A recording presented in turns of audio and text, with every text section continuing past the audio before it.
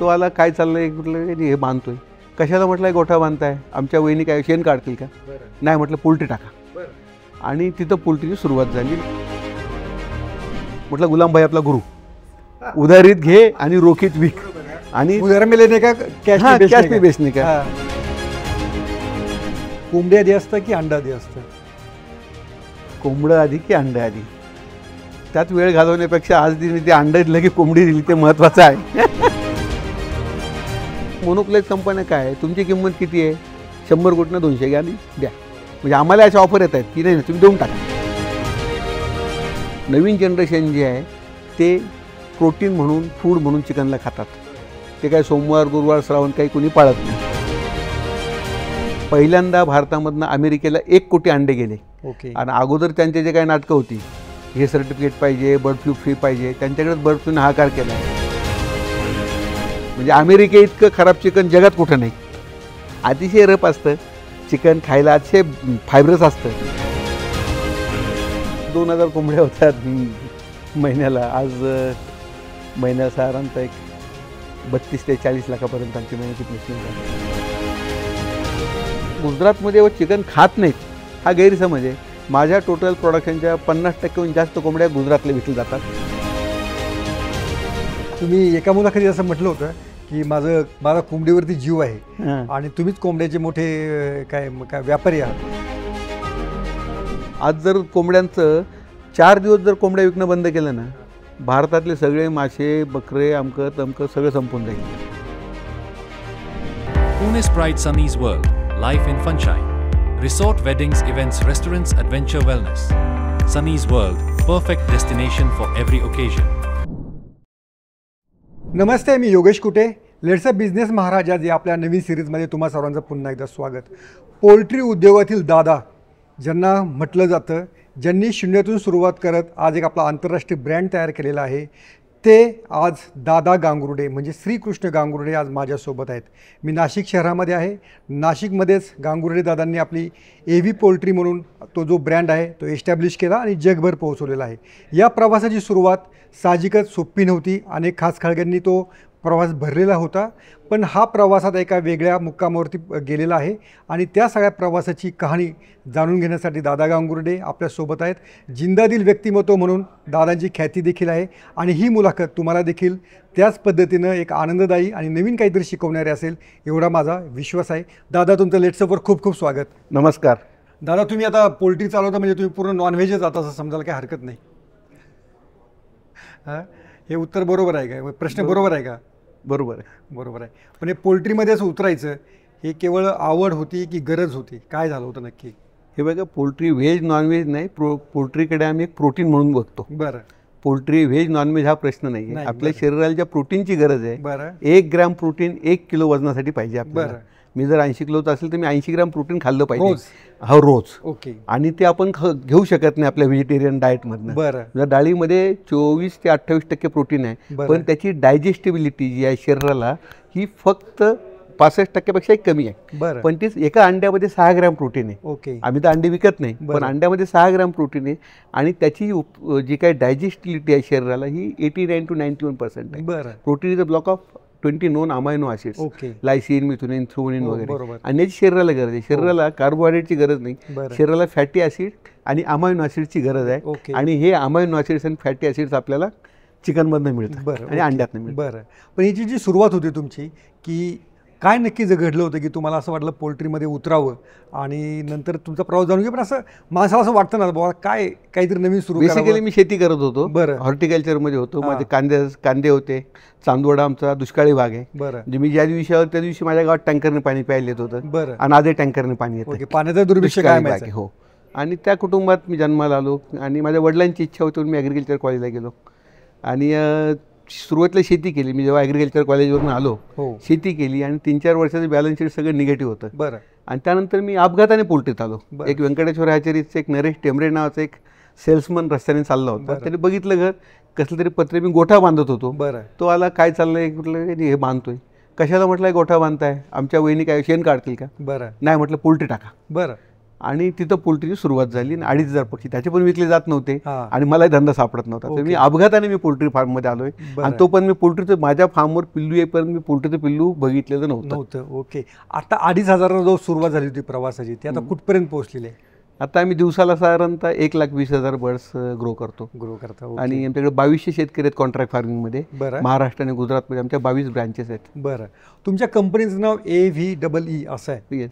म्हणजे AV तुमचा तो ब्रँड नेम आहे. तर AV असं काय नाव स्वीकारलं की ती? माझ्या वडिलांचे मोठे भाऊ जे आहेत हां ते ब्रिटिश रॉयल एअरफोर्समध्ये पायलट होते. बरं. दुसरं महायुद्ध जेव्हा झालं, आपण ज्यावेळेला आपलं स्वातंत्र्य मिळालं त्या काळामध्ये जेव्हा पाकिस्तानने आपल्यावरती काश्मीरमध्ये ट्रूप्स पाठवले तेव्हा आपण एअर स्ट्राईक केला. त्या एअर स्ट्राईकमध्ये माझे काका होते. बरं. सख्खे काका माझ्या वडिलांचे मोठे भाऊ. बरं. माझे वडील त्या 7-8 वर्षाचे असतील. बरं. आणि ते 23-24 वर्षाचे असतील. आणि जेव्हा ते विमान कोसळलं ते विमान 1980 साली सापडलं. ओके. 48 साली 30 वर्षानंतर ते विमान सापडलं. आणि त्यांना मग त्यांच्यावर जे काही अंत्यसंस्कार सगळ्यांचे जे 26 लोक होते त्यातले एक महाराष्ट्र होते, बाकी पंजाबी होते, काही बेंगॉली होते. मग आपापल्या याच्याप्रमाणे प्रगती मैदानावर त्यांना दिल्लीला त्यांचे अंत्यसंस्कार झाले. इंदिराजी त्या कार्यक्रमाला होत्या आणि त्या सर्वांना हिरोज ऑफ द स्काईज नावाचा अवॉर्ड देण्यात आला. Heroes of the skies. Okay. त्यांचा 12,174 नंबर होता. बरं. आणि आमच्या वडिलांनंतर गॅसची एजन्सी मिळाली. फिजिकली हँडिकॅप होते माझे वडील. फिजिकली हँडिकॅप कॅटेगरीतनं माझ्या वडिलांना गॅसची एजन्सी मिळाली. इन हिज मेमरी आकाशवीर आम्ही त्या एजन्सीचं नाव ठेवलं. हिरोज ऑफ द स्काईचं मराठी ट्रान्सलेट केलं आकाशवीर. हां. मग आकाशवीर आम्ही पोल्ट्री फार्मचं पहिलं नाव आकाशवीर पोल्ट्री फार्म टाकलं. ती माझी प्रोप्रायटरी फर्म होती. नंतर मी आणि माझ्या बायको मिळून आम्ही AV ब्रॉयलर नावाने पार्टनरशिप फर्म केली. तर मग तिच्यामध्ये A being the we will always ahead air force आणि हे सगळं होतं. We will work for the victory, E for the enthusiasm आणि for the energy. I hope की माझ्या ऑर्गनायझेशनमध्ये ह्या 4 गोष्टी सगळ्यात महत्त्वाच्या पाहिजे. मी ज्या इंडस्ट्रीत असेल ती इंडस्ट्रीत मी अहेड असलं पाहिजे. दुसरं मी कायम जिंकण्यासाठी काम केलं पाहिजे. आणि तिसरं माझं ऑर्गनायझेशन म्हणजे लेबरपासून तर मालकापर्यंत सगळेजण एन्थुजियास्टिक आणि एनर्जेटिक असले पाहिजे. हे असे 4 शब्द घेतले त्यावेळेला जेवढं कळत होतं. आणि म्हणून ते आणि कमोडिटी ब्रॉयलरमध्ये करायचं होतं. त्यावेळेला गावठी कोंबड्या पोल्ट्री म्हटल्यानंतर लोकांचा दृष्टिकोन बघण्याचा जरा हे होता. ब्रॉयलर काहीतरी नवीन आहे म्हणून मी AV ब्रॉयलर्स नावाने केलं पार्टनरशिप फर्म. मागच्या वर्षी आम्ही ती पार्टनरशिपची आता प्रायव्हेट लिमिटेडमध्ये कन्वर्ट केली. AV broiler private limited. कदाचित 1-2-5 वर्षामध्ये ती AV broiler limited company. Okay. त्या सगळ्या आमच्या शुभेच्छा आहेतच. पण याच्यामध्ये जेव्हा 2,500 तुम्ही पक्षापासून सुरुवात केली तर सुरुवातीला काय अडचणी आल्या आणि त्यातनं किंवा काय नफा झाला, काय सुरुवात होती तुमची, कशा प्रकारे तुम्ही पहिलं पाऊल टाकलं? माझ्या आयुष्यात मी एक गोष्टीला काय महत्त्व दिलं आहे की माझ्याकडे जो पण काय प्रसंग येईल, इव्हेंट जो पण येईल त्याला मी अतिशय सकारात्मक दृष्टीने बघितलं आणि त्याला मी प्रॉब्लेम न म्हणता ती एक संधी असं बघितलं. आणि येणारा इव्हेंट जो आहे तो एक आज माझ्यासाठी आज इव्हेंट आज मला भेटलेत हा माझा इव्हेंट आहे. किती चांगल्या प्रकारे मी तुम्हाला प्रतिसाद देऊ शकतो, मी रिस्पॉन्स त्याप्रमाणे त्याच्यावरती आउटकम अवलंबून आहे. तेव्हा मी माझ्याकडे असलेले पक्षी, तो व्यवसाय, जी पण काही अडचण आली तिचं आपण संधीमध्ये कसं रूपांतर करायचं किंवा ती एक प्रत्येक अडचण एक काहीतरी देऊन जाते. बर्ड फ्लू आला, बर्ड फ्लू नसताल ते ही कंपनी एवढी मोठी राहिली नसते. बर्ड फ्लूमध्ये सर्वांचे जे काही टर्नओव्हर होते ते कमी कमी झाले. माझा त्यावेळेला 8-9 कोटीचा टर्नओव्हर होता 2006ला आणि 2007ला सगळ्यांची बॅलन्स शीट डाऊन होते. माझं बॅलन्स शीट 24 कोटीला झालं. कारण त्यावेळेला मी सगळे सप्लायर, सगळे माझे बँकर त्यांच्याकडे गेलो, यात आमची काही चूक नाही आणि हा धंदा वाढणार आहे साहेब, याला तुम्ही पैसे द्या. सप्लायर सांगितलं तुम्ही थोडा धीर धरा, आज जर तुम्ही सप्लाय थांबवला तर तुमचे मागचे पैसे बुडतील आणि मी पण बुडेल. बँकेला पण तेच सांगितलं, साहेब तुम्ही जरा मला पैसे फायनान्स वाढवून नाही दिला तर मला त्यांनी युनियन बँकेने माझं 50 लाखाचं शिष्य असताना 1,20,00,000 ॲडॉक लिमिट दिलं 90 दिवसांसाठी आणि परत ते 90 दिवसानंतर एक्सटेंड केलं. तेव्हा हा जो सपोर्ट आहे ना, या ट्रस्ट ही सगळ्यात महत्त्वाची गोष्ट आहे. प्रत्येक ठिकाणी आपण जर ट्रस्टवर्दी असेल तर आपले सप्लायर, आपले बँकर, आपले एम्प्लॉई हे आपल्या पाठीशी उभे राहतात. ओके. पण जेव्हा तुम्हाला 2,500 पक्षी विकायचे होते पुढे सुरुवातीला, तर त्यात अडचणी काय आल्या होत्या का? की पहिल्यांदा जे पक्षी विकले ते आमचे डायरेक्ट प्लांटवाले घेऊन गेले, कारण तेव्हा शॉर्टेज झालं होतं. अच्छा. आणि कोणीच पक्षी टाकत नव्हतं. बरं. त्यावेळेला प्लेसमेंट होत नव्हती म्हणून मी ते त्यावेळेला मी ते पिल्ले विकले जात नव्हते म्हणून ते माझ्याकडे आले, मी ते पिल्ले टाकले आणि त्यावेळेला शॉर्टेज झालं. शेवटी काय तेजीमंदी ह्या 2 गोष्टी आहेत, डिमांड सप्लायवरती आहे. सगळेच घाबरून पिल्ले टाकले नाही, आम्ही टाकलेत, पैसे मिळाले. त्यानंतर पुढच्या बॅचला काय झालं की जे मी 2,500 पक्षातले 2,000 पक्षी मुंबईला विकले, 300-400 पक्षी उरले होते आणि ते पक्षी लोकल बाजारात दिले, लोकल ट्रेडरला. गुलामभाई नाव होतं त्यांचं. आणि ते गुलामभाईकडून पैसे मागायला गेलो, आओ आओ असं करत करत 12-14 हजार रुपयाची उधारी झाली. कधी गेलं की 1000 रुपये 2000 रुपये द्यायचा. मग मी शेवटी बसून राहायचो तिथं, एक ठोकळा होत्यावर बसायचो. मग गुलामभाई बोले जाओ जाओ चक्कर काट क्या. म्हटलं नाही इधर ही बैठता. मग मी ते अभ्यास केला की मी 35 एकरचा शेतकरी, माझ्या वडिलांची 30-35 एकर जमीन मला आलेली आणि माझ्याकडे 15 माणसं काम करतात. वर्षभर आम्ही गुंतवणूक करतो आणि वर्षातनं एकदा उत्पन्न येतं शेतीत, ते पण कधी येतं नाही येतं, क्रॉप जास्त आलं तर भाव मिळत नाही. हा गुलामभाईला 2 बायका होत्या, गुलामभाईला 5 पोरं होते आणि एका ठोकळ्यावर सगळं काम चालू. निगेटिव्ह वर्किंग कॅपिटलवर धंदा, सगळं उधारीत घेतोय, सगळं रोखीत विकतोय. म्हटलं मला बिझनेस नाही कळला, गुलामभाईला बिझनेस कळतो. म्हटलं गुलामभाई आपला गुरु, उधारीत घे आणि रोखीत विक आणि उधार मिळेल का कॅश पे बेस नाही का. आणि म्हटलं मग आता आपण दुकान टाकायला काय हरकत आहे. सगळे नातेवाईक नावं ठेवायला लागले. वेगवेगळ्या गावामध्ये नातेवाईकाला कोणी भेटला, लग्नात भेटला, कुठे भेटला की स्वतःहून जायचो. भाऊ मला दुकान टाकायचं आहे, काका मला दुकान टाकायचं आहे, तुमच्या गावात जरा टपरीपुरती जागा द्या. बरेचसे नातेवाईक हसायचे, अरे हा खाटका धंदा तुम्ही काय करतात तुम्ही, आपण तर असं आहोत, मराठी आहोत, हे आहेत. मी म्हटलं धंद्याला काय कसं हे नाही. आणि मग मी जिथे इथं जमलं तर मी 22 टपऱ्या टाकले, एक करत माझ्या 22 टपऱ्या झाल्या. बरं, या सगळ्या परिसरामध्ये? हां, म्हणजे मालेगावपासून तर इकडे नाशिक रोडपर्यंत हायवेला जिथे जागा मिळेल तिथं एक टपरी टाकून द्यायची. आणि अशा करत 22 टपऱ्या झाल्या. आणि त्यावेळेला मला महिन्याला 2.5-3 लाख रुपये मिळायचे टपऱ्यामधनं. आणि त्यावेळेला कलेक्टरला 90,000 पगार होता. माझे मित्र वगैरे यायचे, यार MPSC केलं असं आज झालं असतं. मी म्हणत तुला किती पगार आहे? 60,000. काय झालं, क्लास 1 झाला, क्लास 2 झाला, आज कलेक्टरला 90,000 आहे. अरे मी दर महिन्याला 3 लाख रुपये कमवतो, मला वाटेल तेव्हा झोपतो, उठतो, मला कोणाचा बॉस नाही, काही नाही. तिकडे आलो असतो तर काय टिकलो पण नसतो व्यवसायामध्ये.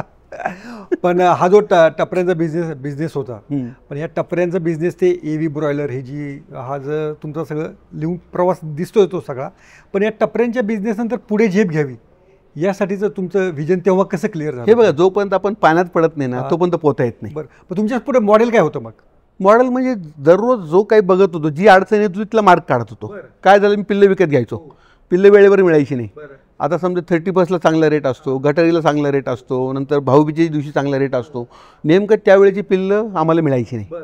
आणि जी पिल्लं केव्हा मिळायची, श्रावण असेल त्याच्या आधीची पिल्लं जी यायची 40 दिवस आधी, नाही आता घेतले पाहिजे तर नंतर मिळणार नाही, असं हॅचरी कंपन्या करायच्या. पैसे जमा करून घ्यायच्या, पुढच्या आठवड्यात पिल्ली येऊन सांगायच्या, महिन्याभराने पिल्ली यायची.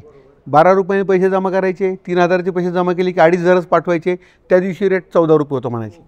मग हे जे एक्सप्लॉयटेशन होतं ना, हे मला काही स्वस्त बसू देत नव्हतं. म्हणून मग मी हॅचरी टाकली. बरं, हॅचरीत पण त्याच अडचणी झाल्या. 2000 साली मी हॅचरी टाकली. 97ला पोल्ट्रीत आलो. 19 जानेवारी 97ला मी पोल्ट्री सुरू केली. पहिला चेक आले माझ्याकडे. आणि 99ला मी पोळ्याचं काम चालू केलं हॅचरीचं. आणि हॅचरीमध्ये 30 प्रॉब्लेम की दिवाळी का अंडा आहे, ये 31 का अंडा आहे, अंड्याचे रेट वाढवून टाकायचे, क्वालिटीला काही पण फीडबॅक दिला तर हमारी म्हणजे उनका खून तो खून है, उनके पानी को खून साबित करेंगे, हमारा पानी तो पानी था, हमारे खून को भी वो पानी साबित कर रहे थे. मी म्हटलं असं नाही चालणार. अरे तुम या ना, बघा ना अंड्यात प्रॉब्लेम आहे. नाही ऐकलं. ठीक आहे म्हटलं, मग त्याच्या मागे ब्रीडर फार्म. मग मी गेलो, बेंगलोरला गेलो, हैदराबादला गेलो, फार्म बघितले आणि मग ब्रीडर फार्म टाकला. मी 2002 साली पहिला ब्रीडिंग फार्म टाकला. पोल्ट्री, हॅचरीज आणि ब्रीडर या तिन्ही मला थोडक्यात मराठीत फरक समजून सांगा आम्हाला, आमच्या ज्यांना कोणाला माहीत नाही पोल्ट्री व्यवसायाविषयी. जे कमर्शियल चिक्स येतात ब्रॉयलरचे, हे आपण 40 दिवसात वाढवतो आणि विकतो, त्याचं मटण तयार होतं. त्याचे आईबाप जे त्याला पॅरेंट स्टॉक म्हणतात, की ज्याच्यामध्ये 4 वे क्रॉस असतो. तो मेल लाईन फिमेल लाईन असते, त्याला क्रॉस करतात. जसं आपल्या टोमॅटोमध्ये, ज्वारीमध्ये, मक्यामध्ये हायब्रिड होतात. हा जो पोल्ट्रीचा जो 4 वे क्रॉस आहे, हा मक्यावरनं कॉपी केलेला आहे या पोल्ट्रीमध्ये. हा 4 वे क्रॉस होता. मी थोडं ॲग्रिकल्चरचं शिक्षण असल्यामुळे मला हे जेनेटिकमधलं जरा गोडी निर्माण झाली. त्याच्यावर जे असतात ते ग्रँड पॅरेंट असतात. इंडियामध्ये पूर्वी आजही ग्रँड पॅरेंट काही कंपनी इम्पोर्ट करतात. आणि त्याच्यावर जो असतो तो प्युअर लाईन प्रोजेक्ट असतो. ग्रँड पॅरेंट जे प्रोड्यूस होतात त्याच्यावरती ग्रेट ग्रँड पॅरेंट, त्याच्यावरती प्युअर लाईन्स. प्युअर लाईन्स हा टोटली रिसर्च अँड डेव्हलपमेंटचा आहे. तर जेव्हा आम्हाला ते पॅरेंट मिळण्यातही अडचणी आल्या, पहिल्यांदा चिक्स मिळेना म्हणून आम्ही हॅचरी टाकली. हॅचरीत अंडे व्यवस्थित मिळेना म्हणून आम्ही पॅरेंट टाकले. म्हणजे माझ्याकडे एक नाल होती आणि नालीसाठी मी प्रत्येक वेळेला घोडा घेतला. बरोबर. आणि जेव्हा ते पॅरेंट मिळेनात, कोटा सिस्टम झाली, मग क्रॉस सेलिंग झालं, व्हॉटेवर, म्हणजे मोनोपोलाइज सगळे. मी म्हटलं अरे भाऊ काय पुढच्या जनरेशनच्या हातात जेव्हा बिझनेस देईल मी, त्यावेळेला पण ते म्हणणार की आमच्या वडिलांनी काय बिझनेस दिला आमच्या हातात, की प्रत्येक वेळेला बेगिंग करायला लागते, पॅरेंट मिळत नाही, कोटा सिस्टम, या आम्ही पॅरेंट पाहिजे असेल तर हे घ्या ते घ्या. मी म्हटलं नाही, आपण ना यात काहीतरी मार्ग. दॅट रिअली म्हणजे आय हॅड स्लीपलेस नाईट्स. बरं. आणि मी म्हटलं नाही, आपलं प्युअर लाईन टाकायचं. Okay. मी 100 लोकांना विचारलं असलं, व्हेटनरियनला किंवा सिनियर लोकांना, कोणी म्हटलं प्युअर लाईन भारतात तयार होऊ शकत नाही. जेवढे आता नामांकित कंपन्या आहेत त्यांची कोणाची प्युअर लाईन नाही. भारतामध्ये प्युअर लाईन कोणाची नाही. बरं. ॲज ऑन डेट कोणाची नाही, आमचीच प्युअर लाईन आहे. ओके. आणि ज्या 2 कंपन्या आहेत, एक एव्हिएजिन आणि एक ज्या कॉब व्हेंट्रास, दोन्ही अमेरिकन कंपन्या आहेत. आता एव्हिएजिनची मालकी EW फॅमिली जी आहे नेदरलँड्स त्यांच्याकडे आहे, आणि कॉब व्हेंट्रासची मालकी जी आहे ती टायसन फूड्स म्हणून आहे US त्यांच्याकडे आहे. दोन्ही अमेरिकन कंपन्या आणि वर्ल्ड वाईड त्यांचंच जातात. त्यांच्या स्पर्धेत तुम्ही आता उतरलेला. हो, त्यांच्याबरोबर आता आम्ही पण म्हणजे त्यावर कलिग्स. बरं बरं. तुम्हाला एवढं जेनेटिक्सचं माहिती आहे, कॉमन प्रश्न, कोंबडी आधी असतं की अंडा आधी असतं? कोंबडं आधी की अंडं आधी, त्यात वेळ घालवण्यापेक्षा आज दिली ते अंडं दिलं की कोंबडी दिली ते महत्त्वाचं आहे.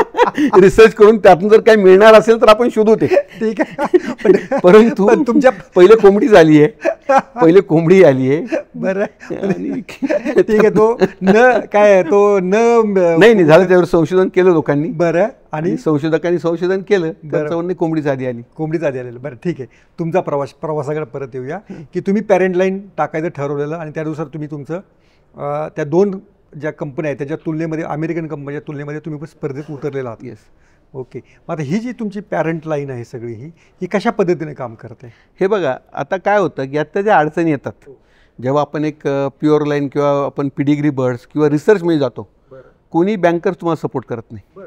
बँकर्स पैसे कशावर देतात? तुमचा टर्नओव्हर किती आहे, तुमचा प्रॉफिट किती आहे, तुमच्याकडे स्टॉक किती आहे. रिसर्चसाठी कोणी बँक सपोर्ट करत नाही.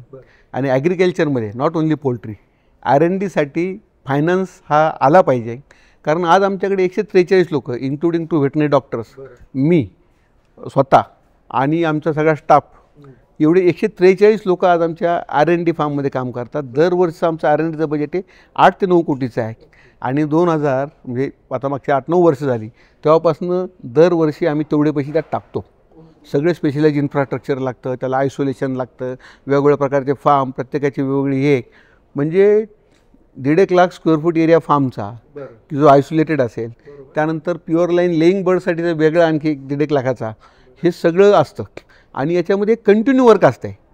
हे 150 लोक हे कायम काम करतात. कमी पडले तर मध्ये मध्ये जेव्हा जास्त काम असतं तेव्हा 50-60 लोक आणखी आणायला लागतात पर्टिक्युलर त्या दिवसांसाठी. कारण प्रत्येक पशाला टॅगिंग असतं, त्याच्या पायात बेल्ट असतो, त्याच्या विंगमध्ये विंग वे असतो, आणि प्रत्येकाचा डाटा ठेवायचा आहे. 6 माणसं हे फक्त डाटा आणि सॉफ्टवेअर मॅनेज करायला असतात.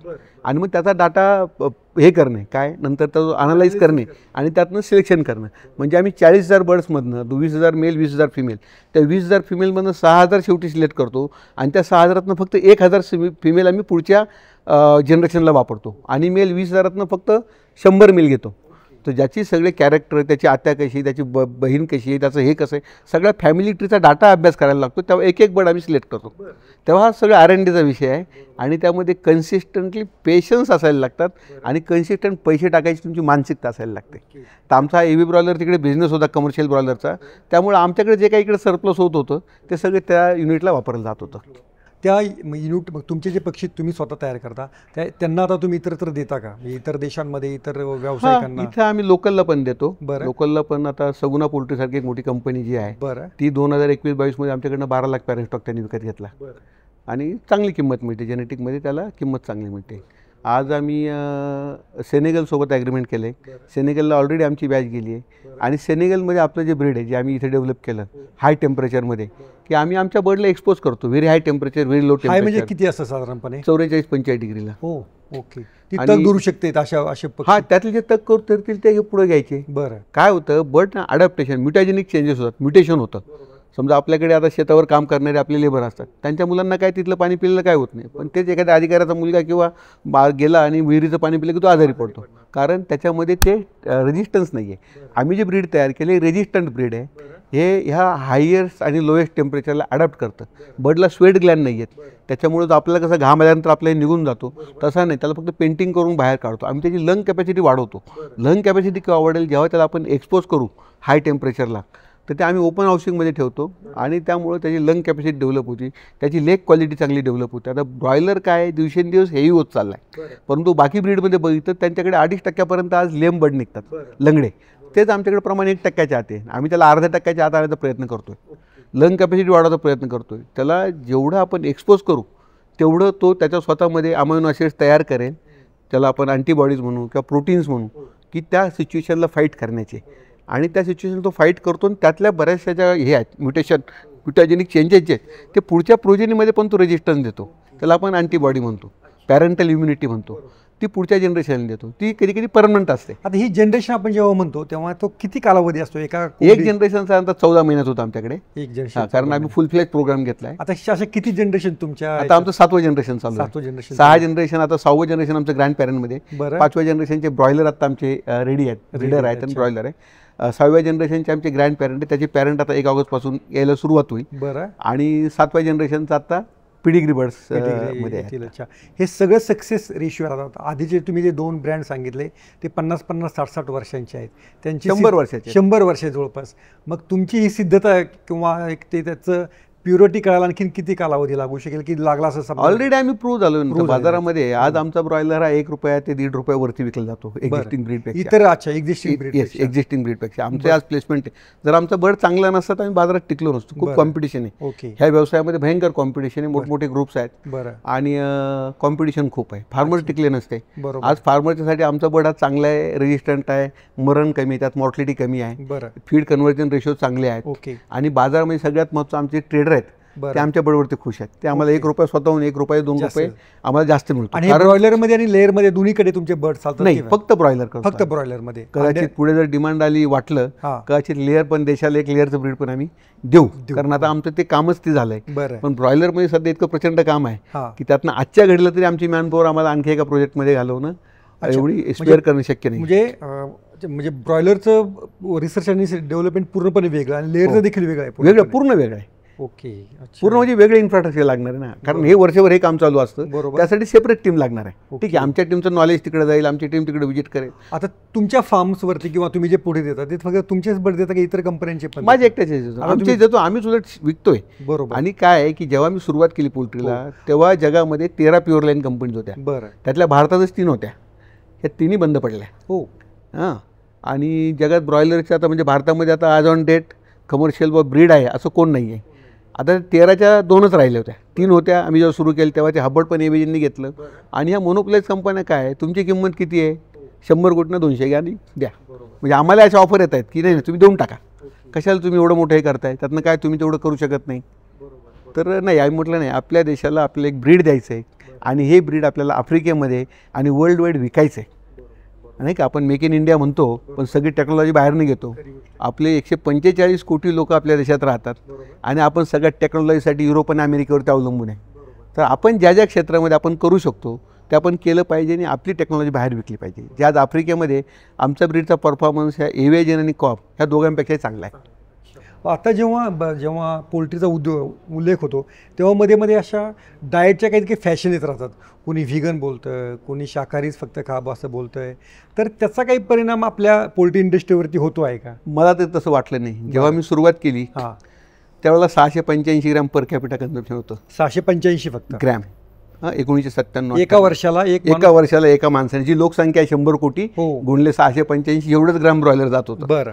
आजच्या घडीला ते 5.5 किलो आहे. बरं, जवळपास 10 पट वाढलं. हां.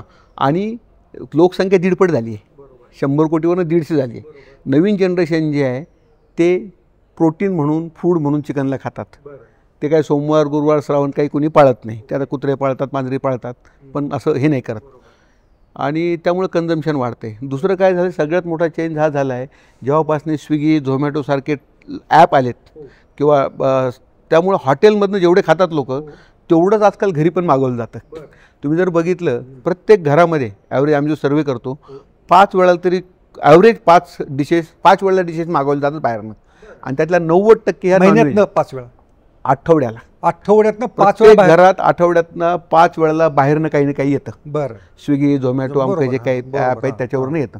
आणि त्यातलं 90% हे नॉनव्हेज असतं आणि त्यातलं 90-95% चिकन असतं. जे बिर्याणी असेल, चिकन टिक्का असेल, या आता फेमस डिश झाल्यात. बरोबर. तुमची आवडती डिश कोणती चिकनमधली?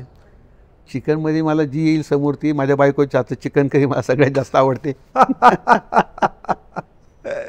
ओके. पण आता हे चिकन म्हणजे आणखीन म्हणजे तुमचं म्हणणं की हे वाढतच जाणार आहे, वाढत जाणार आणि हे काही खूप नाहीये. आज 5.5 किलो पर कॅपिटा कन्झम्पशन हे खूप हेच इतर देशांमध्ये कसं आहे? श्रीलंकेमध्ये 28 किलो आहे, बरं. मलेशियाला 45 किलो आहे. ओके. हेच महाराष्ट्रामध्ये किती आहे म्हणजे जर ॲव्हरेज देशाचं? मुंबईचं काढलं तर आपलं 70 किलो येईल. ओ, मुंबईचं पर कॅपिटा कन्झम्पशन 70 किलो आहे. शहरामध्ये जास्त आहे. हां, पण रुरल मुंबई, पुणे, तुमचं ठाणे, नवी मुंबई हे काढलं त्यांचं कन्झम्पशन 70-80 किलोच्या पुढे आहे. बरोबर. परंतु तेच जर बाकीचा महाराष्ट्र बघितला तर 2.5-3 किलो आहे. ओके, अच्छा. पण ते आता वाढत चाललंय. सगळ्यात महत्त्वाचा जो चेंज येतोय ना आता, हा रुरल इंडियामध्ये कन्झम्पशन वाढते. पूर्वी एका गावात एक दुकान नसायचं, तालुक्याच्या ठिकाणी चिकन किंवा मटण मिळायचं. बरोबर. आता जे ते आत्ता प्रत्येक छोट्या छोट्या गावात 1000 लोक वस्ती असलेल्या गावात सुद्धा 3 ते 4 दुकान आहेत. चिकन, बरोबर, चिकनची मिळतात. बरोबर. आता चिकन ही लक्झरी नाही राहिली. मटणाचे रेट बघितले आज 700-800 रुपये आहे, चिकन आज 200 रुपये किलोने मिळतं. त्यामुळे आज लेबर जो आहे ना तो आमचा कस्टमर आहे. जो क्रीम हायएस्ट इन्कमवाला जो आहे ना तो डॉक्टरकडे जातो आणि डॉक्टरचा सांगतो काहीच खाऊ नको, तू खूप खाल्लेला आहे, बरोबर, त्याच्यामुळे तू आता कमी खा. परंतु लेबरला प्रोटीनची गरज आहे, तो कष्ट करतो आणि त्याला प्रोटीनची गरज आहे. त्याच्यामुळं तो त्याचं एक ठरलेलं असतं की पॉकेट साईज 100 रुपये चिकन घ्यायचं, घरी जायचं आणि 250-300 ग्रॅममध्ये काय जे असेल ते किंवा 500 ग्रॅममध्ये घराचं फॅमिलीचं स्वयंपाक होतो. बरोबर. या चिकनमध्ये मग मध्येच कडकनाथचा एक ट्रेंड येतो, गावरांचा ट्रेंड येतो. गावरान पोल्ट्री कोंबड्याचे पोल्ट्री फार्म सुरू झालेले आहेत. त्यांच्या प्रत्येकाचा एक कस्टमर वेगळा आहे. बरं. आज ढाब्यांवर गेलं तर लोकांना गावठी कोंबडी लागते. बरं. तेव्हा प्रत्येकाला थोडं मार्केट आहेच असं नाही. आणि ह्या अशा येत राहतात, वेव्ज येतात, वेव्ज जातात. पण ब्रॉयलर चिकनचं कन्झम्पन मात्र वाढतच जाणार आहे. अच्छा. हेच अंड्याच्या बाबतीत पण असंच आहे? येस. अंड्याचं साधारणपणे काय दर डोळी आपलं किती? अंडे आता 10 वर्षापूर्वी 36-38 अंडे जात होते पर कॅपिटा. हां, आता ते जवळजवळ 84च्या वरती गेले आणि ते 100 क्रॉस करेल. आजच्या घडीला अंड्याचं भारतात नाही जगभर शॉर्टेज आहे. बरं. पहिल्यांदा भारतामधनं अमेरिकेला 1 कोटी अंडे गेले. ओके. आणि अगोदर त्यांचे जे काही नाटकं होती, हे सर्टिफिकेट पाहिजे, बर्ड फ्लू फ्री पाहिजे, त्यांच्याकडेच बर्ड फ्लूने हाकार केला आहे. त्याच्यामुळे भारतातनं विदाऊट सर्टिफिकेशन त्यांनी 1 कोटी अंडे घेतले. आता ह्या वर्षी आत्ता मागच्या 1 महिन्यापूर्वी गेलेत. बरं. एका कंटेनरमध्ये 4,75,000 अंडे बाय सी गेलेत रेफर कंटेनरमधनं. आणि आज जगभर अंड्याचं, हॅचिंग एगचं आणि खाण्याच्या अंड्याचं शॉर्टेज झालं. ओके. कशामुळे? ब्राझीलमध्ये आउटब्रेक आला. ब्राझीलला मेजर सप्लायर आहे. म्हणजे US ना $1500 त्याला फाईन आहे जर तुम्ही अंडे आणताना पकडले गेल तर. कन्साइनमेंट कुठल्या बाहेरच्या कंट्रीतनं आणताना. बरं. तर $1500 फाईन आहे. तर लोक गाडी घेऊन यायचे, सर $1500 भरायचे आणि गाडीमध्ये न्यायचे. अरे US मध्ये अंड्याचे रेट मागच्या 1 वर्षापूर्वी जे होते त्यापेक्षा आजचे रेट 3 टाइम्स आहेत. ओके. अच्छा. त्यामुळे हे म्हणजे लोक जर तिथं अंडे नाही मिळत लोक रस्त्यावर येतील. आणखीन एक प्रश्न, रस्त्यावर आंदोलन करतील. आणखीन एक प्रश्न की अमेरिकेमधून लेग चिकन आपल्याला अमेरिका आपल्यावर दबाव टाकते की आमच्याकडे जे लेग चिकन तुम्ही घ्या. तर तसं काय आहे का? आता जे ट्रेड ॲग्रीमेंट होणार आहे तर त्याच्यामध्ये असं म्हणतायत की अमेरिकेचा दबाव आहे आणि ते तिकडे चिकन लेग्स आपल्याकडे आणावेत, यासाठी काय सुरू आहे? हे बघा, आपल्याकडं ना आपण त्यांच्यापेक्षा कस्ट ऑफ प्रोडक्शनमध्ये महाग आहोत. जगात सर्वात स्वस्त जर कोंबडी बनवत असेल तर ब्राझील बनवते, अर्जेंटिना बनवते. इथं पॉलिसी रिफॉर्मची अतिशय गरज आहे.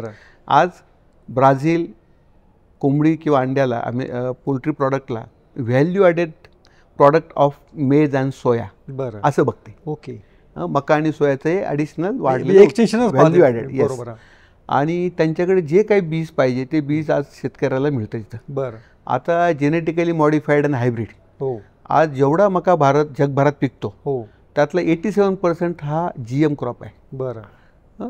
भारत आणि असे काही देश असले काही युरोपमधले की जिथं आजही GM वापरत नाही पण हायब्रिड वापरतात. आणि आफ्रिकेतले काही देश आहेत की जिथं आज हायब्रिड पण नाही आहेत, जे लोकल असेल त्या व्हरायटी वापरतात. परंतु जर जगात 87% जर GM मका वापरला जात असेल तर आपण का आपल्या शेतकऱ्याला ते स्वातंत्र्य द्यायचं नाही, हा इथला पहिला मुद्दा आहे. बरोबर. आणि आज त्याची जी उत्पादकता आहे अमेरिकेची ही 10 टन हेक्टरी. ओके. आणि आपली हेक्टरी 4 टन आहे. बरोबर. इतका मोठा फरक या व्हरायटीमुळे आहे. बरोबर. काय होतं, त्याला किडे लागत नाही. आपल्याकडे पेस्टिसाईड जास्त वापरायला लागतात. बरोबर. किडे लागतात म्हणून. मक्याला समजा अमेरिकन आर्मवर्म आहे, फॉल आर्मीवर्म आहे किंवा इतर डिसीजेस आहेत, त्यासाठी लोक स्प्रे करतात. बरोबर. आता ज्या काही GM क्रॉप आहेत याच्यामध्ये त्या गोष्टी नाही आहेत. बरोबर. त्यांची उत्पादकता काय जास्त आहेत. होय. त्यांचं उत्पादन खर्च कमी आहे मक्याचा. त्यांच्याकडे मका आपल्यापेक्षा आज 25% कमी रेटला विकला जातो. त्यांची आजची कॉस्ट 18,000 रुपये आहे, आपली आजची कॉस्ट 24,000 रुपये. ओके. मग त्यामुळं आपलं उत्पादन एक्सपोर्ट काय होऊ शकणार नाही. बरोबर. बरं, अमेरिकेतनं लेग पीस येऊ शकतात, येस येऊ शकतात, आणि आपण गॅटमध्ये किंवा याच्यामध्ये साईन केलेली आहे, बरोबर. आणि आपण 2 वेळा ती केस हारलेलो आहे. बरं. फक्त आपल्याकडे आजही 96% चिकन जे ते लाईव्ह खाल्लं जातं. बरं. आणि जे काही समजा हॉटेल्स आहेत तिथं फक्त प्रोसेस खाल्लं जातं. बरं. आपल्याकडे 2 ते 2.5 किलोचा पक्षी प्रेफर्ड केला जातो. बरं. अमेरिकेमध्ये 3.5 किलोचा पक्षी जातो. त्यामुळे त्याचा जो लेग आहे तो एवढा मोठा असतो. हो. त्यामुळे आपल्याकडे जर त्याने फ्रोझन चिकन खाण्याचा एकदा कन्सेप्ट नाही रिटेलला, बरं, जे काही इन्स्टिट्यूट लेवलला आहे, KFC आहे, मॅकडोनाल्ड आहे, अशा ठिकाणी ते जाऊ शकतात. बरं. परंतु मध्यंतरी JBS जी आहे ब्राझीलची, त्यांनी काही 2 कंटेनर आणले होते, ते लॉसमध्ये गेले. त्यांनी लॉसमध्येच आणले होते, पण तरी ते काही इथं मार्केट क्रिएट करू शकले नाही. त्याच्यामुळे आपल्या ग्राहकाची पसंती वेगळी आहे, आणि ते चिकन मात्र आपल्याकडे स्वस्तात येऊ शकतं. त्यासाठी गव्हर्नमेंटला आपल्या शेतकऱ्यांना जे मक्याच्या ज्या व्हरायटी त्या वापरत आहेत त्या व्हरायटी वापरण्याचं स्वातंत्र्य मिळालं पाहिजे. आणि आपण 2 वेळा त्याच मुद्द्यावरती लढलो की आमच्याकडे GM आमच्या फूड चेनमध्ये नाही आहे, त्यामुळं आम्हाला तुमच्या चिकनला आम्हाला 100% ड्युटी लावायची आहे. ती आपण लावली होती, पण त्याच्यावर त्यांनी अपील केलं, आणि आता ते they are free to export. आणि पुढच्या आत्ता जो चालला आहे प्रेशर टाकायचं काम, की आपल्या सगळ्या देशांवरती त्यांनी अमेरिकेने इतक्यात 45% इतके लावले. त्याचं मुख्य कारण हेच आहे की तुम्ही आमच्या चिकनला इथं हे द्या. अशा वेगवेगळ्या गोष्टी आहेत, पण त्यात चिकनसुद्धा हे काय की आम्हाला तिथं चिकन टाकायला परवानगी पाहिजे किंवा कमी ड्युटी स्ट्रक्चरमध्ये चेंज पाहिजे. तर त्यांच्याशी जर कॉम्पीट करायचं असेल तर आपल्याला आपल्या शेतकऱ्याला त्याचा उत्पादन खर्च कसा कमी राहील, कारण त्यांच्याकडे हजारो हेक्टरचं प्लांटेशन आहे, आपले छोटे छोटे शेतकरी आहेत, आणि त्यांना प्रोटेक्ट करायचं आहे तर त्यांना चांगली टेक्नॉलॉजी, चांगलं बियाणं दिलं पाहिजे. तुम्ही जर त्यांना चांगला जीनपूल नाही दिला, आणि ऑलरेडी आपल्या फूड चेनमध्ये आपण जे म्हणतो की GM नाही आहे, आपल्या फूड चेनमध्ये GM आहे. कारण आपण आज कपाशीला अलाव केलं आहे, आणि कपाशीची पेंड जी आहे ती गायींना जाते. त्याचबरोबर आपण जेवढं तेल इम्पोर्ट करतो, ह्या तेलातलं जेवढं इम्पोर्ट करतो त्यातलं 80-90% तेल हे GMच आहे. म्हणून आपला हा जो काही दावा आहे की आम्ही GM क्रॉप नको आहे, ऑलरेडी आपल्याकडे तेल येत तर GM तेल येते. खरी गोष्ट आहे, बरोबर. पण एक मला विचारायचं आहे, एक तिकडे लेग पीसला डिमांड नसते ना, आपल्याकडे लेग पीस जास्त करतात, असं काय आहे का? ते आपल्याकडे पाहुणा आला तर लेग पीस पहिले ताटात. हे काय बुवा नक्की त्याचं ते जरा सांगा की नक्की कशामुळे काय लेग पीस. ह्या ज्या कंपन्या आहेत ना, हे मार्केटिंग आहे. बरं. आणि मार्केटमध्ये तिथला जो प्रोड्युसर आहे टायसन फूड आहे, बरं, त्यांना एक ब्रेस्ट फिलेट अशी काढली की त्यात पूर्ण कोंबडीची कॉस्ट निघून जाते. बरं. आणि त्यांना दिस इज द प्रीमियम चिकन. हो. आणि ते प्रीमियम जास्त रेटला विकतात. आणि मग एक ब्रेस्ट फिलेट एका ताटात दिली की एक माणसाचं काम होतं. ते असे तुकडे बिकडे करून छोटे छोटे पीस नाही टाकत, एक फिलेट. बरं. ब्रेड जो असतो ना त्याची मॅक्झिमम 1 किंवा 2 पीस करतात, हाफ फिलेट फुल फिलेट. तर तो फिलेट देतात, त्याच्यावरती काय तुम्हाला टाकायचं ते टाका, तुम्ही खा. अतिशय रफ असतं चिकन खायला, अतिशय फायब्रस असतं. म्हणजे अमेरिके इतकं खराब चिकन जगात कुठं नाही. आणि सगळ्यात चांगलं चिकन खायला मिळतं दुबईत मिळतं, कारण दुबईमध्ये 28 दिवस खूप झालेत. त्यांच्याकडे 22 ते 20 दिवसापासून चिकन कलिंग करतात. 22 दिवसाला 1200 ग्रॅम एकदम टेंडर. भेंडी कशी कोवळी असल्यानंतर माणूस खातो, तशा प्रकारचं ते 22 ते 23 दिवसाचं खातात. जितकं चिकन कमी वयाचं असेल तितकं ते कोवळं असतं, तितकं ते खायला लुसलुशीत असतं. परंतु आता काय बऱ्याचशा हॉटेलमध्ये शेफ वगैरे त्यात मॅरिनेशन करतात, सोडा टाकतात, अजून काय काय टाकून त्यात नरम करतात.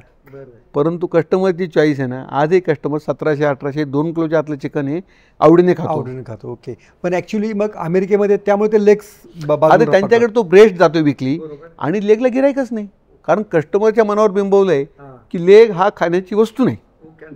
त्यामुळे लेगची कोणी ऑर्डर देत नाही. Who want to be poor ना, दाखवायचं कोणाला. हॉटेलला गेल्यानंतर जर मी लेग तिथे अमेरिकेत मागितला, लेग पीस मागितलं तर काय पुअर पीपल आज अवेलेबलच नाही करत. ते अवेलेबल करतात ओनली ब्रेस्ट. आणि सगळं थर्ड वर्ल्ड जे आहेत, आफ्रिकेला जे चिकन पाठवतात, काही ठिकाणी सबसिडाईज चिकन पाठवतात. ते याच्यामध्ये ना वर्ल्ड हेल्थ ऑर्गनायझेशन आहे, किंवा याच्यामधनं ते काही असे प्रोग्राम आहेत की याच्यामधनं ह्या अंगोला बिंगोला देशामध्ये हे चिकन पाठवतात स्लाइस करून. तर ते सगळे लेग पीस वगैरे जातात. तुम्ही जेव्हा बिझनेस चालू केला तेव्हा बिझनेसमध्ये काय पाहायला लागतं? कॅश फ्लो पाहावा लागतो, काय लोन पाहावं लागतं, सेल्स पाहावं लागतं, काय बिझनेस पाहता? काय नाही पाहायला लागत. हो. बिझनेसमध्ये सगळंच पाहायला लागतं. बरं. बिझनेस हा मल्टीटास्करचा जॉब आहे, नाही का?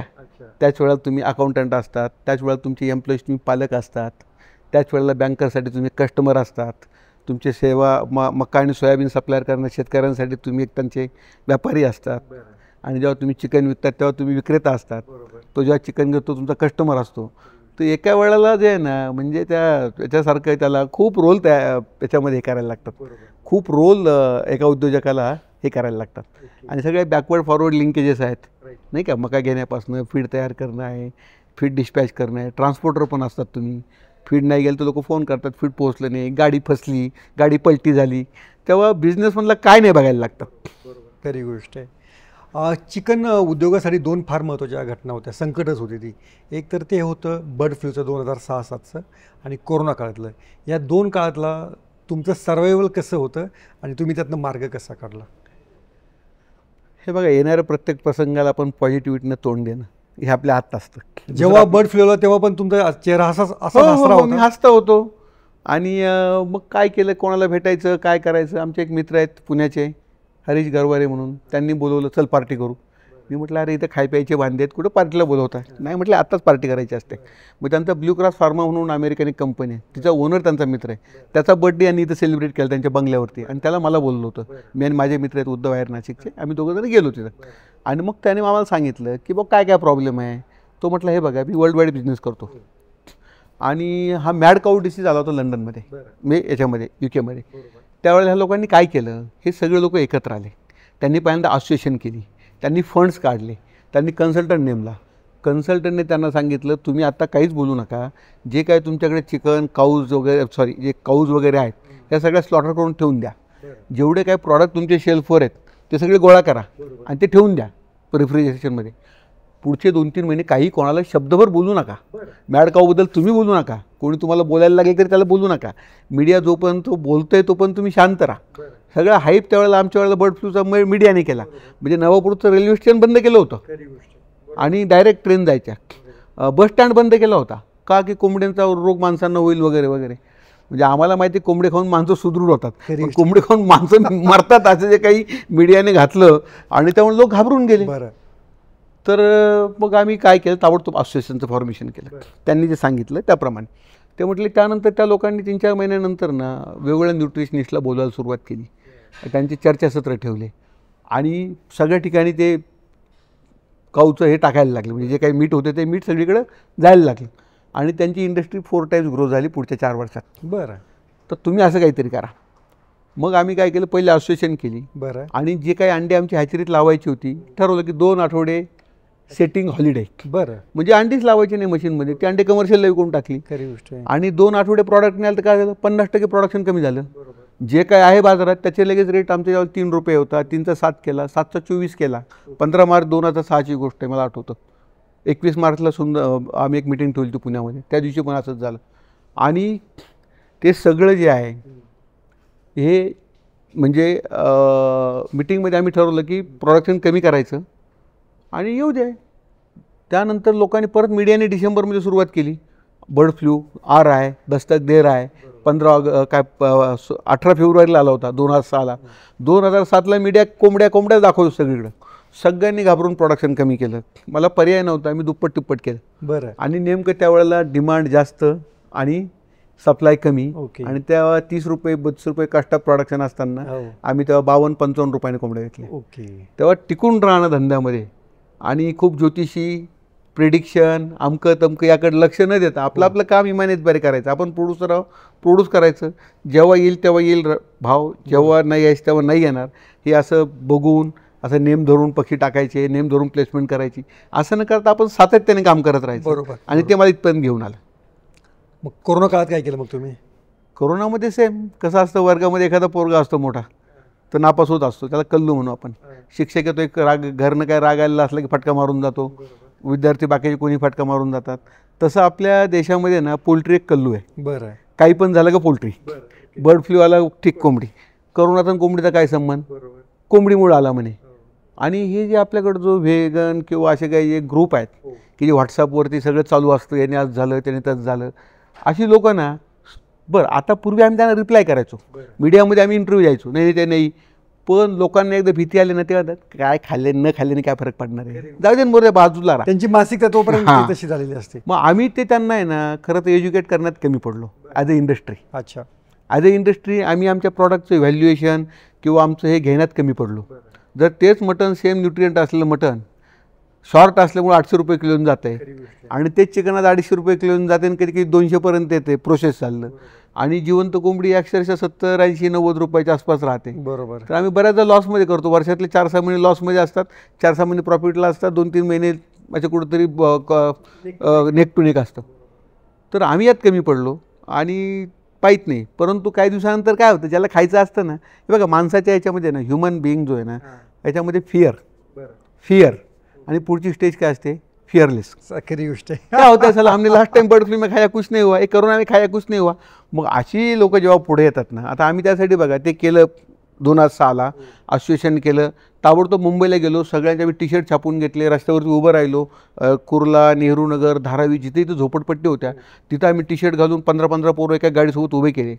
ट्रेडरला सांगितलं फक्त तुम्ही कोंबडी घेऊन यायची तिकडनं, बरोबर, आणि इथे द्यायची आणि आलेले पैसे तुम्हाला देऊ आम्ही. 10 रुपये नाही आम्ही कोंबड्या दिल्या आणि एक गाडी 15 मिनिटात संपत होती. 15 पक्ष्यांची गाडी 15 मिनिटात, 2.5 किलोच्या कोंबड्या आम्ही म्हणतो 10 रुपये जोरात ओरडून, आणि लोक घेऊन जात होती. आणि कोणाकडे 20 रुपये आहे ना, तर म्हणतो बहन जी 2 लेके जाइए, बाजूवाली को दीजिएगा, जिंदगीवर याद करेगी की भाईने हमको मुर्गी खिलाया था. त्या कोंबड्या लोक घेऊन जायची, तर रस्त्यात पडायच्या, लोक पळायची त्यांच्या मागं, पकडायची. तो सगळा सीन बघून जे सोकॉल्ड मध्यमवर्गीय होते, अरे तो झोपडपट्टीवाला दररोज खा रहा, इसको कुछ नहीं हुआ.